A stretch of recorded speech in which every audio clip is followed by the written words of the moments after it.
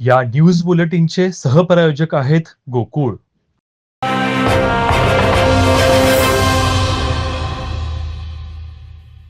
शिवाजी उद्यमनगर परिसरातील प्रसाद beer bar and restaurant इथं order देण्यास उशीर झाल्याचं कारण पुढे करत हॉटेल मालक आणि अनिश शेट्टी यांना मारहाण करत खंडणी मागितल्या प्रकरणी राजारामपुरी पोलिसांनी दोघांना ताब्यात घेतले.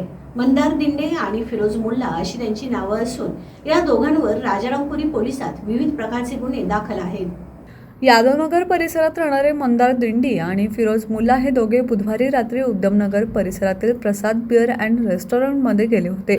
हॉटेलमध्ये ऑर्डर मिळण्यास विलंब झाल्याचं कारण पुढे करत दोघांनी हॉटेल मालक अनिश शेट्टी यांना मारहाण करून हॉटेलमध्ये तोडफोड केली.